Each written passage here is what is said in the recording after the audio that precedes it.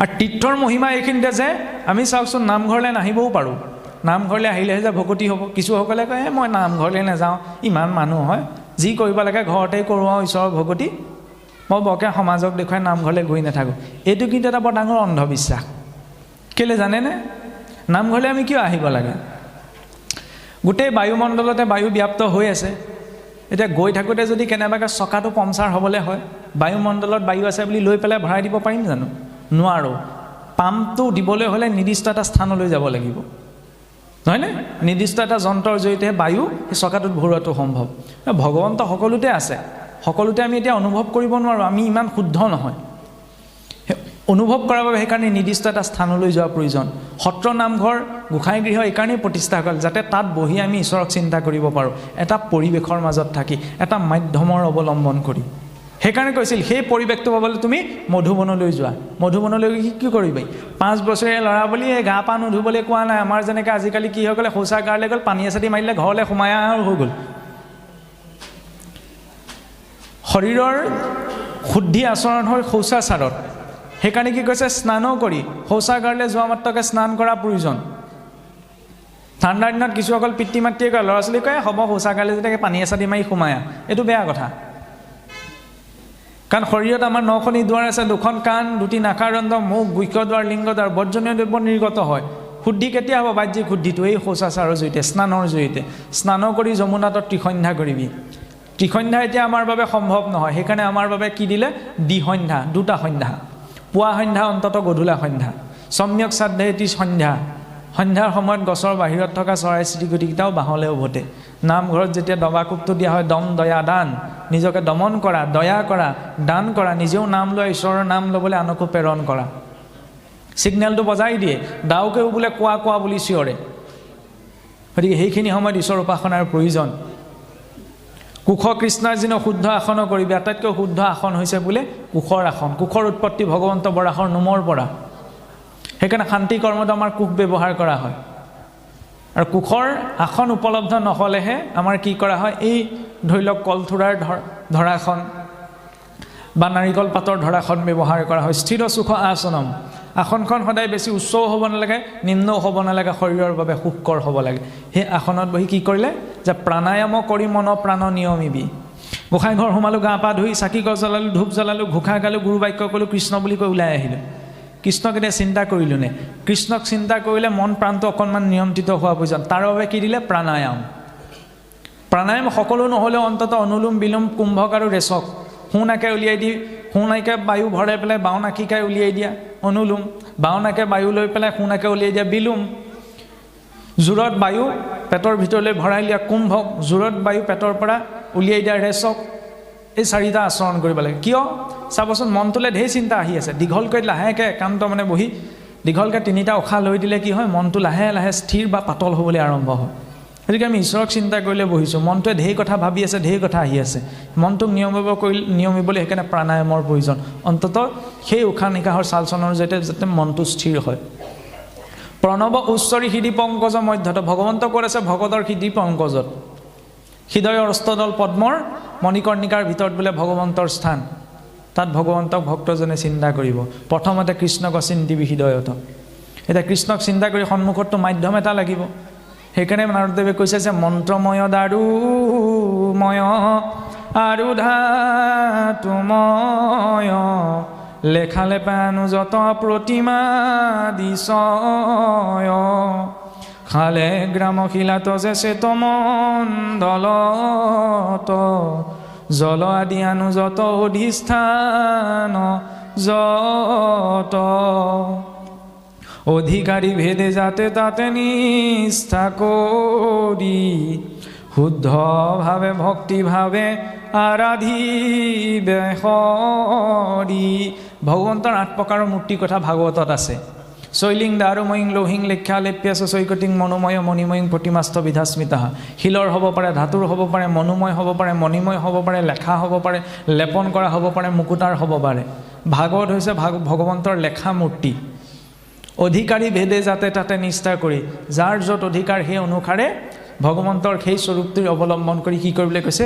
হৰি আৰাধনাৰ কৰিবলৈ নাৰদদেৱে উপদেশ দিছে। ইয়াৰ পাছত নাৰদদেৱে ধ্ৰুৱক ভাগৱতৰ মূল মন্ত্ৰ দ্বাদশাক্ষৰ মন্ত্ৰ প্ৰদান কৰিছে কাণে কাণে, যে দ্বাদশম মূল মন্ত্ৰ কহোঁ আবে শুন সাৱধান, যাৰ সম মন্ত্ৰ নাই ইটো ত্ৰিভুৱন, দ্বাদশ অক্ষৰ মন্ত্ৰ মন্ত্ৰতে প্ৰধান, যাক জপি শুৱে নৰ শৰীৰ সমান। ভগৱন্তৰ নাম উচ্চাৰণত দেশকাল পাত্ৰৰ কোনো বিচাৰ নাই। কোনোবাই শৌচাগাৰলৈ যাওঁতেও নাম ল'ব পাৰে, কিন্তু মন্ত্ৰৰ ক্ষেত্ৰত সেইটো নহয়। মন্ত্ৰ য'তে ত'তে উচ্চাৰণ কৰিব নোৱাৰে। আচলতে আমাৰ কি হয় চাবচোন, আমাৰ য'তে ত'তে দ্বাদশাক্ষৰ মন্ত্ৰ লিখি দিয়া হয়। ভাগৱতৰ মূল বীজ মন্ত্ৰ হৈছে দ্বাদশাক্ষৰ মন্ত্ৰ, য'তে ত'তে লিখিব নালাগে। গুৰুমুখে যেতিয়ালৈকে নুশুনে তেতিয়ালৈকে বোলে উচ্চাৰণ কৰিবলৈও তেওঁ অধিকাৰী নহয়, কাৰণ মন্ত্ৰত বিধি নিষেধ আছে। বিধি নিষেধক জানিহে মন্ত্ৰ উচ্চাৰণ কৰিবলৈ তেওঁ অধিকৃত হয়।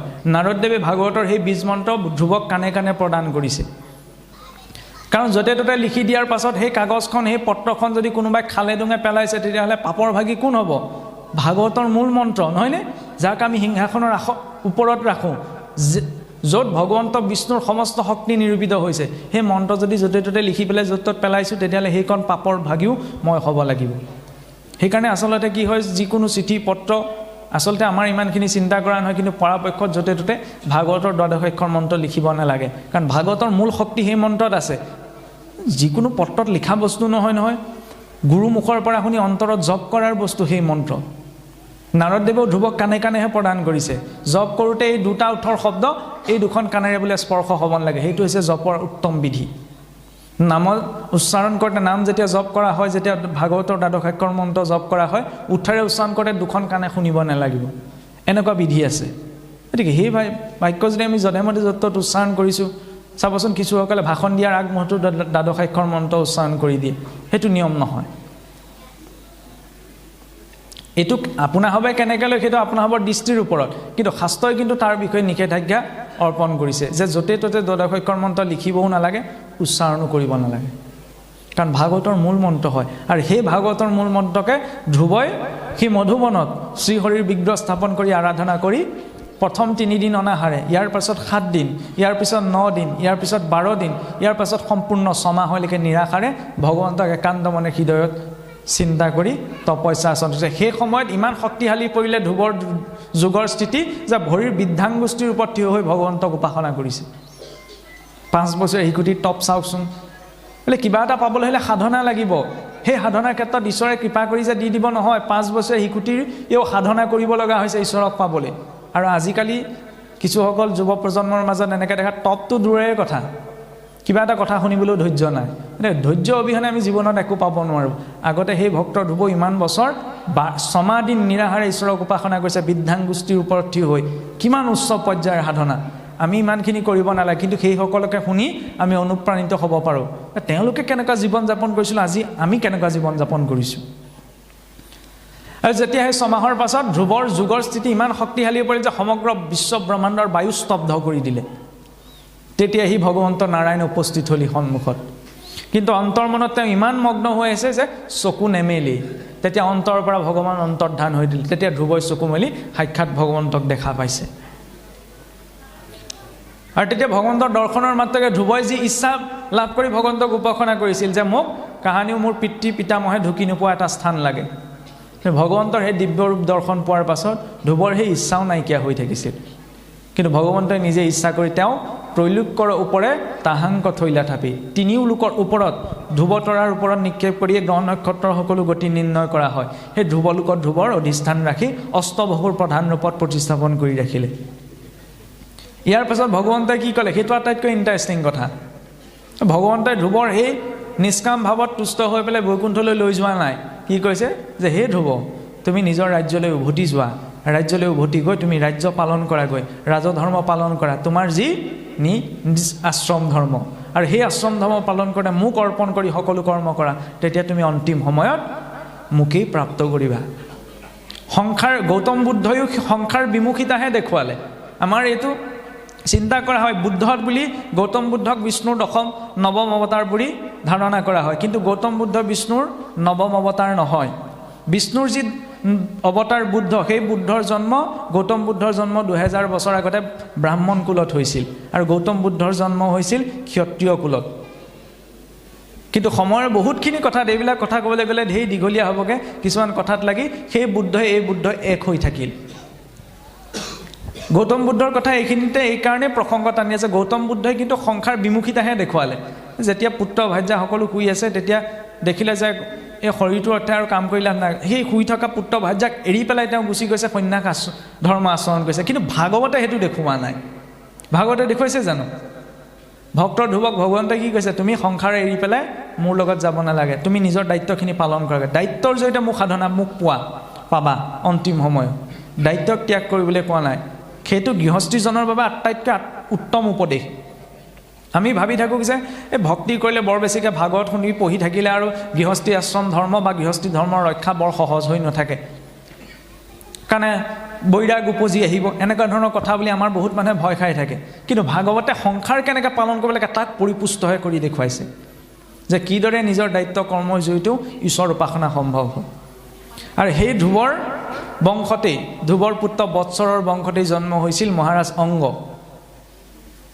আৰু অংগৰ পত্নী আছিল সুনীতা এতিয়া মহাৰাজ অংগ আৰু সুনীতা অপুত্ৰকা আছিল অপুত্ৰকা থকাৰ পাছত মৈনিকী অংগীৰাৰ উপদেশক্ৰমে তেওঁলোকে যি পুৰুদাস নামৰ যজ্ঞ আচৰণ কৰিছিল সেই যজ্ঞৰ প্ৰভাৱত তেওঁলোকে এটি পুত্ৰ সন্তানৰ ভাগী হৈছিল সেই পুত্ৰই আছিল মহাৰাজ বেন এতিয়া বেনৰ পালন পোষণ হৈছিল তেওঁৰ মাতামহ অৰ্থাৎ মাতৃৰ মাক দাৰুণীৰ অধ্যক্ষতাত এটা দাৰুণী স্বভাৱ চৰিত্ৰ সকলোৰে পৰা ধৰ্মভ্ৰষ্ট আছিল সেই বেনক ডাঙৰ দীঘল হ'বলৈ সেই দাৰুণীৰ সংগত দিয়াৰ বাবে বেন সৰুৰে পৰা উৎপতীয়া অধাৰ্মিক আৰু অৱগুণযুক্ত হ'ল সেইকাৰণে কৈছে ল'ৰা ছোৱালীক ডাঙৰ দীঘল কৰিবলৈ আমাৰ কি হয় চাবচোন মাত নুফুটা ল'ৰাটোৰ মুখতো আমি বেয়া মাতটোহে মাতিবলৈ শিকাওঁগৈ ৰাম বুলিবলৈ কৃষ্ণ বুলি ক'বলৈ নিশিকাওঁগৈ পিছত সেইটোৱে যেতিয়া ডাঙৰ হৈ পেলাই বেয়া মাতটো মাতিব আকৌ আমিয়ে কওঁ বোপাই বেয়া মাত নামাতিবি মাত নুফুটোতে আমি কি শিকাইছিলোঁ যেনেকুৱা সংগত ল'ৰা ছোৱালী ডাঙৰ দীঘল হয় সেইবিলাক সংগই পাছত স্বভাৱ চৰিত্ৰ গঠনতো প্ৰভাৱ পেলায়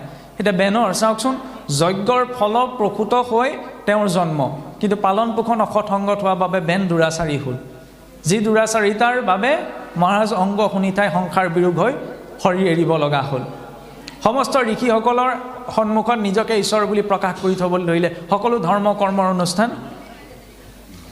ভ্ৰষ্ট কৰি ফুৰিবলৈ ধৰিলে আৰু তেতিয়া ঋষিসকলক অপমান কৰাৰ বাবে ভৃগুৱাদী মহৰ্ষিসকলে অভিশাপগ্ৰস্ত কৰি তেওঁক মৃত কৰালে আৰু তেতিয়া সুনীতি মাতৃ যুগ বলেৰে কি কৰিলে সুনীতি মাতৃয়ে যুগ বলেৰে বেনৰ সেই শৰীৰটো সংৰক্ষণ কৰি থৈ দিলে আৰু বেনৰ উৎপাত বোলে ইমান বৃদ্ধি হৈ গৈছিল পৃথিৱীয়ে নিজৰ উৰ্বৰতা শক্তি নিজৰ ভিতৰতে সামৰি লৈছিল সমগ্ৰ লোকত যেতিয়া অকাল দেখিবলৈ ধৰিলে বতৰৰ কোনো সন্তুলন নাই জলবায়ুৰ কোনো সন্তুলন নাই তেতিয়া পূৰ্বতে জম্বুদ্বীপ বুলি কোৱা হৈছিল মানে জম্বুদ্বীপ আজিকালিহে এতিয়া ভাৰতৰ ভৌগোলিক সীমাটো কমি আহিল পাকিস্তান বাংলাদেশ শ্ৰীলংকাই ভাৰতৰ ভৌগোলিক সীমাটো বুজাও কিন্তু আজিৰ পৰা হাজাৰ বছৰ আগত ভাৰতবৰ্ষ বুলি কোৱা লাগিলে সেই ইজিপ্তৰ পৰা ম্যানমাৰলৈকে ভাৰতৰ পৰিসীমা ব্যাপ্ত হৈ আছিল কাৰণ সেই ইজিপ্তৰ গুহাটো ৰামৰ গুহাচিত্ৰ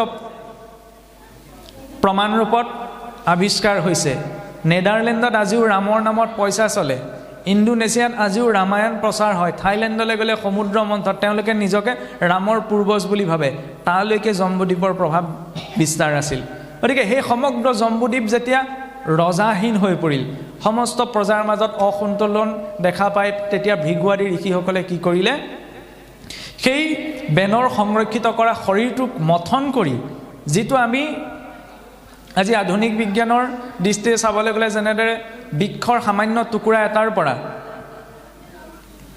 পূৰ্ণাংগ বৃক্ষজোপা সৃষ্টি কৰাৰ যিটো প্ৰক্ৰিয়া কলাকৰ্ষণ টিচু কালচাৰ বুলি কয় ঠিক তেনে মানুহৰ অংগ বিকাশৰ ক্ষেত্ৰত সামান্য কলাৰ পৰা যিদৰে সম্পূৰ্ণ অংগ এটা বিকাশ কৰিব পাৰি নিশ্চয়কৈ চাগে ঋষিসকলৰ ওচৰত তেনেকুৱা কিবা পদ্ধতি আছিল সেইকাৰণে সেই মৃত বেনৰ শৰীৰৰ পৰা মথন কৰি পেলাই পোনপ্ৰথমতে তেওঁৰ শৰীৰৰ পৰা যি সৃষ্টি হৈছিল পাপ পুৰুষ ৰূপত নিখাদ সমস্ত বেয়া গুণসমূহ লৈ পেলাই নিখাদৰ জন্ম হ'ল ইয়াৰ পাছতে ঋষিসকলে কি কৰিলে দক্ষিণ বাহুক মথন কৰি তাৰ পৰা উৎপন্ন কৰিছিল মহাৰাজ পৃথু আৰু বাম বাহুৰ পৰা উৎপন্ন হৈছিল দেৱী অৰ্চিৰ আৰু সেই পৃথুকে ভগৱন্তৰ অৱতাৰ বুলিও গণ্য কৰা হয় আৰু সেই পৃথুৱে কি কৰিছিল বসুমতীক দোহন কৰিছিল কাৰণ সমস্ত সংসাৰৰ উৰ্বৰতা নাশ হৈ গৈছিল দোহন কৰি তেতিয়া স্বয়ম্ভুক মনুক পাত্ৰ কৰিছিল স্বয়ম্ভুক মনু ক্ষমা কৰিব পাত্ৰ নহয় বৎসৰ অৰ্থাৎ কাৰণ গাইজনীৰ পৰা গাখীৰখন খিয়াবলৈ পোৱালিটো প্ৰয়োজন সেই পোৱালি ৰূপত স্বয়ম্ভুক মনুক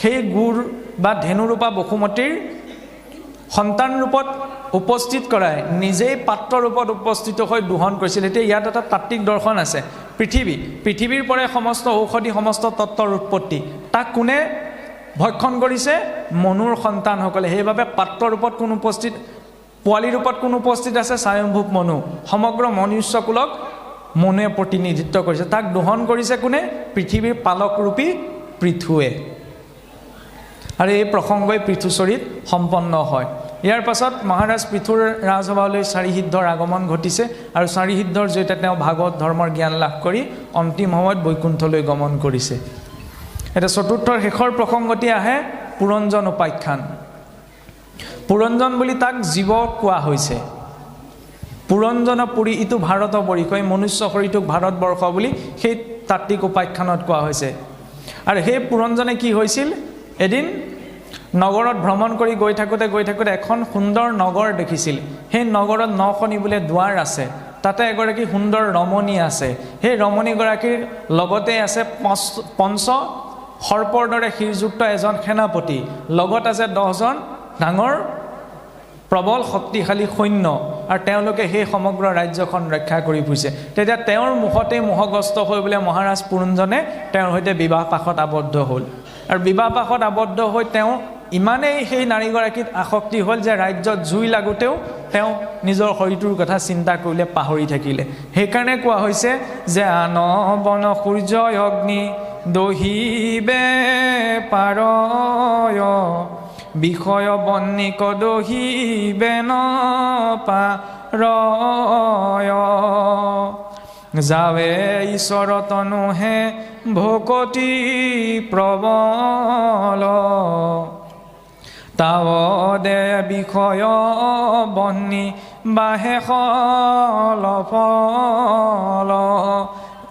আনবিলাক বন অগ্নি সূৰ্যই দাহ কৰিব পাৰে কিন্তু বিষয়ক দাহ কৰিব নোৱাৰে যেতিয়ালৈকে ঈশ্বৰ চৰণত শুদ্ধ ভক্তি নোপোৱাগে আৰু সেই পুৰঞ্জনে অন্তিম সময়ত সেই নাৰীগৰাকীক চিন্তা কৰি শৰীৰ এৰাৰ কাৰণে পাছত বোলে কন্যা ৰূপত জন্মগ্ৰহণ কৰিব লগা হ'ল মলয়ধ্বজ নামৰ ৰজাৰ সৈতে তেওঁৰ বিবাহ হৈছিল আৰু তেওঁলোকৰ এজন পুত্ৰ মহৰ্ষি অগস্তি আৰু পুনৰ 9জন পুত্ৰৰ সৃষ্টি হৈছিল এতিয়া কাহিনীটো অকণমান চমুৱাইছোঁ সময়ৰ প্ৰতি লক্ষ্য ৰাখি তাত পুৰঞ্জন ৰূপী ৰজাজনে হৈছে জীৱ তেওঁ যিখন নগৰত প্ৰৱেশ কৰিছে 9খনি দুৱাৰযুক্ত সেইখনি হৈছে শৰীৰটো আৰু যিগৰাকী নাৰীত তেওঁ মোহগ্ৰস্ত হৈছে সেয়াই হৈছে বিষয় সেই বিষয়ৰ লগত কোন আছে পঞ্চ শিৰযুক্ত এজন ডাঙৰ সেনাপতি পঞ্চ শিৰযুক্ত সেই সেনাপতিজনে হৈছে পঞ্চ প্ৰাণ অপান ব্যান সমান উদান এই পঞ্চ প্ৰাণবায়ুতে আমাৰ শৰীৰ চলি আছে 10 ইন্দ্ৰিয়ই হৈছে 10জন সেনাপতি তাত আসক্তি হৈ পুৰঞ্জনে নিজৰ অস্তিত্বৰ কথা পাহৰি পেলাই স্ত্ৰী শৰীৰ প্ৰাপ্ত কৰিছে মলয়ধ্বজ ৰজাই হৈছে কৰ্মযোগ ভকতি সেই কৰ্মযোগ ভকতিৰ সৈতে যেতিয়া সংযোগ ঘটিছে অগস্তৰূপী শুদ্ধ মন আৰু নৱদা ভক্তি প্ৰকাশ ঘটি সেই মহাৰাজ পুৰঞ্জনে গতি পাইছে যেতিয়ালৈকে আমি শুদ্ধ মন আৰু নৱভক্তিৰ আশ্ৰয় নকৰোঁ তেতিয়ালৈকে পুৰঞ্জন ৰূপী জীৱই এই ভাৰতবৰ্ষৰূপী শৰীৰৰ বদ্ধতাৰ পৰা মুক্ত হ'ব নোৱাৰে চমুকৈ সেয়াই হৈছে পুৰঞ্জন উপাখ্যানৰ তাৎপৰ্য ইয়াৰ পাছতে আহিছে পঞ্চম স্কন্ধত সম্পূৰ্ণ 26টি অধ্যায় মহাৰাজ প্ৰিয়ব্ৰতৰ বংশকথন মহাৰাজ প্ৰিয়ব্ৰতৰ বংশতেই জন্ম হৈছে ঋষভদেৱৰ আৰু সেই ঋষভদেৱে হৈছে জড়যুগৰ প্ৰৱৰ্তক জৈনসকলৰ তীৰ্থংকৰ প্ৰথম তীৰ্থংকৰ তেওঁলোকে নিজৰ গুৰুসকলক তীৰ্থংকৰ বুলি কয় আৰু জৈন ধৰ্মৰ পোনপ্ৰথম প্ৰৱৰ্তক তীৰ্থংকৰেই হৈছে ঋষভদেৱ জড়যুগ সেইকাৰণে চাবচোন জৈন মুনিসকলৰ দুটা ভাগ আছে শ্বেতাম্বৰ আৰু দিগম্বৰ শ্বেতাম্বৰসকলে শুদ্ধ বগা বস্ত্ৰ পৰিধান কৰি সন্ন্যাস গ্ৰহণ কৰে আৰু দিগম্বৰসকলে বস্ত্ৰ পৰিধান নকৰে ঋষভ প্ৰভুৰ যি জড়যুগ সেয়া হৈছে দিগম্বৰৰ যুগ যে শৰীৰটোক ইমান নিৰাসক্ত হৈ নিজৰ গৃহ সকলোত পৰিত্যাগ কৰি পেলাই বনত বাস কৰি যে গছৰ পৰা যেতিয়া পাত এখিলা সৰি পৰে তেতিয়া সেই পাতখিলা ভক্ষণ কৰে ছিঙি পেলাই ভক্ষণ নকৰে বহুত কঠিন যুগ আৰু সেই ঋষভদেৱৰ বংশতেই জন্ম হৈছিল পুত্ৰ ৰূপত মহাৰাজ ভৰতৰ। সেই ঋষভদেৱৰে পুত্ৰ আছিল নৱসিদ্ধ, যি নৱসিদ্ধৰ প্ৰসংগ আমি একাদশত পাওঁগৈ। সেই মহাৰাজ ভৰতৰ কথা প্ৰসংগ ক'বলৈ যাওঁতে এতিয়া আহে চাওকচোন, মহাৰাজ ভৰতেও নিজৰ ৰাজ্য পালন কৰি যেতিয়া ৰাজ্য শাসন কৰি কৰি তেওঁৰ মনত বিৰাগ উপজিছিল, তেতিয়া তেওঁৰ সমস্ত ৰাজ্যভাৰ তেওঁৰ পুত্ৰ ৫জন পুত্ৰক অৰ্পণ কৰি মহৰ্ষি পুলহৰ আশ্ৰম হৰিক্ষেত্ৰলৈ গমন কৰি ভগৱন্ত হৰিক ভজনা কৰিছিলগৈ। কিন্তু সেই এদিন আশ্ৰমত থাকোঁতে থাকোঁতে কি হৈছিল, এজনী গৰ্ভৱতী হৰিণা বাঘৰ ভয়ত দৌৰি আহোঁতে নৈখন পাৰ কৰোঁতে কি হৈছিল, বেগৰ ফলত হৰিণ পোৱালিটো নৈত পৰি গৈছিল আৰু হৰিণাজনী পাৰ হৈ পলাই গুচি গৈছিল। সেই দৃশ্যটো তেতিয়া ভৰতে যেতিয়া দেখিলে, তেতিয়া সেই হৰিণ পোৱালিটোক তেওঁ নৈৰ পৰা তুলি আনিলে। তুলি আনি পেলাই যেতিয়া মাকজনী গুচি গ'লগৈ, সেই হৰিণ পোৱালিটোকে তেওঁ পালন পোষণ কৰি ডাঙৰ দীঘল কৰিবলৈ ধৰিলে। আৰু যেতিয়া অন্তিম সময় উপস্থিত হ'লহি, যি ভৰতে নিজৰ ৰাজ্য ভোগকো ত্যাগ কৰি থৈ গুচি আহিছিল, সেই ভৰত আজি মোহগ্ৰস্ত হ'ল সেই হৰিণ পোৱালিটোত। অন্তিম সময়টোত সেই হৰিণক চিন্তা কৰি পেলাই শৰীৰটো এৰা বাবে তেওঁ ইমানখিনি উপাসনা কৰাৰ পাছতো পুনৰ হৰিণ ৰূপত জন্ম লাভ কৰিলে। সেইকাৰণে ভাগৱতে এই কথা প্ৰকাশ কৰিছে যে ইয়ং ইয়ং ভাৱস্মৰে নিত্যম ত্যজ্যন্তে কলেবৰম তং তমেৱতি কৌন্তেয় সদা তদ্ভাৱ ভাবিত। যে অন্তিম সময়ত জীৱই যেনেধৰণৰ ভাৱ চিন্তা কৰি শৰীৰেৰে, তেনে অনুৰূপতেই জীৱই গতি লাভ কৰে। আৰু অন্তিম সময়ত কোনখিনি মনলৈ আহিব, মনেৰে যি চিন্তন হৈ আছে, মই মুখেৰে কৃষ্ণ কৈ আছোঁ, হাতেৰে কৃষ্ণৰ কৰ্ম কৰি আছোঁ, কিন্তু মনেৰে যদি বেলেগ বিষয়হে চিন্তা কৰি আছোঁ, অন্তিম সময়ত সেয়া চিন্তনহে মনলৈ ভাহি আহিব। সেইকাৰণে কোৱা হৈছে যে বাৰে বাৰে শ্ৰৱণ কীৰ্তনৰ কথা ইমান, যাতে শ্ৰৱণ কীৰ্তনৰ জৰিয়তে মনটো শুদ্ধ হয়। মন শুদ্ধ হ'লে আমি ঈশ্বৰ চিন্তনটো সহজ হয়। ঈশ্বৰক অন্তিম সময়ত চিন্তা কৰি শৰীৰ এৰিলেহে গতিটো কিন্তু শুদ্ধ হ'ব। কিন্তু চাওকচোন, জ্বৰ ভৰতে ইমান বিৰাগ থকাৰ পাছতো হৰিণ পোৱালিটোক চিন্তা কৰি শৰীৰ এৰাৰ কাৰণে হৰিণ ৰূপত জন্মগ্ৰহণ কৰিছে। আৰু সেই হৰিণটোৱে যেতিয়া নিজৰ জন্ম সামৰণি পেলাই মৃত হৈছে, বিৰাগ ভাৱত থকাৰ বাবে বিপ্ৰকুলত সেই জ্বৰ ভৰতৰ জন্ম হৈছে। জন্ম হোৱাৰ পাছতো তেওঁ ইমান বিৰক্ত হ'ল যে কিবা এটা খাবলৈ দিলে খায়, নিদিলে নাখায়, নিজে একো কৰ্ম নকৰে। যিটো আমাৰ যে কয় একো কাম নকৰা মানুহটোক, এইটো গোটেই বোলে জ্বৰ ভৰতটো কিয় কয়, মানে সংসাৰৰ প্ৰতি তেওঁ কোনো চিন্তা নাই, পোৱা নোপোৱাৰ প্ৰতি কোনো আশংকা নাই, তেনে অৱস্থাৰ ৰূপত। তাৰ ফলত ককাই ভাইও কি কৰিলে, তেওঁ পিতৃ মাতৃ নিধনৰ পাছত ঘৰৰ পৰা উলিয়াই পঠাই দিলে। আৰু তেতিয়া তেওঁ বৈৰাগত পৰিপুষ্ট হৈ সেই মনুষ্য শৰীৰত থাকি অন্তিম সময়ত যেতিয়া সেই জ্বৰ ভৰতৰ শৰীৰৰ পৰা জীৱ এৰ খাইছে, তেতিয়া তেওঁ গতি পাইছে। তেতিয়াহ'লে জীৱই কিমান ভুগিব লাগে চাওকচোন। অন্তিম সময়ত যদি আমি কেনেবাকৈ বেয়া কিবা এটা চিন্তা কৰি শৰীৰ এৰিবলৈ হয়, জ্বৰ ভৰতে হৰিণ ৰূপত আকৌ পুনশ্চ মনুষ্য শৰীৰলৈ আহিব লগা হৈছে, তাৰ পাছত গতি পাইছে, তেতিয়াহ'লে আমিবিলাকৰ কি হ'ব? সেইকাৰণে সেই কথা পঞ্চমে আমাক স্পষ্ট কৰি দেখুৱাইছে, যাতে অন্তিম স্মৰণটো, সংসাৰ আটাইতকৈ টান কাম কি? জীৱই পুণ্যৰ বলত গৈ ব্ৰহ্মা পদতো অধিষ্ঠিত হ'বগৈ পাৰেগৈ বোলে, কোনো ডাঙৰ কথা নহয়। কিন্তু অন্তিম সময়ত হৰিক চিন্তা কৰাটো বৰ ডাঙৰ দুৰ্লভ কথা।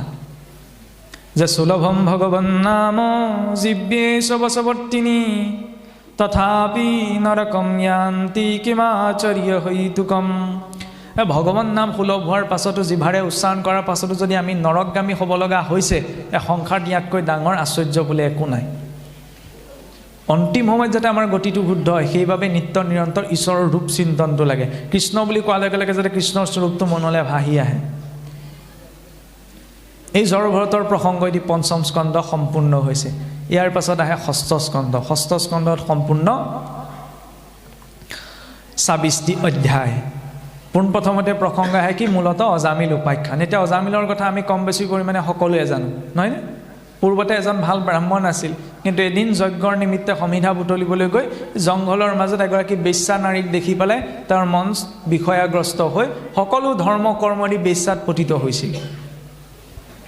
তাৰ জৰিয়তে অজামিলে নকৰিবলগীয়া পাপ বোলে একো নাথাকিলে। কিন্তু অন্তিম সময়ত এই ঘৰখনৰ সৰু ল'ৰাটোৰ নাম বোলে নাৰায়ণ বুলি ৰাখিছিল, সেইকাৰণে নাৰায়ণ বুলি মাতোতে বিষ্ণুদূতে আহি বোলে তেওঁক উদ্ধাৰ কৰিলে। ইমানলৈকে কাহিনীটো আমি সকলোৱে জানো, কিন্তু এইখিনিতে অকণমান দৃষ্টি দিবলগীয়া এটা কথা আছে যে অজামিলে, আমি কওঁ যে এইখিনিত যদি এনেদৰে চাই লওঁ, অজামিলে যদি অন্তিম সময়ত নিজৰ পুত্ৰৰ নাম লৈ যদি গতি পাইছে, তেতিয়া আমি ইমান আড়ম্বৰে ৰামকৃষ্ণ ৰামকৃষ্ণ কৈ থকা কি বুজা? অন্তিম সময়ত নিজৰ পুতেকৰ নাম নাৰায়ণ, কোনোবাই কৃষ্ণ দিওঁচোন গতি পাব পাৰে।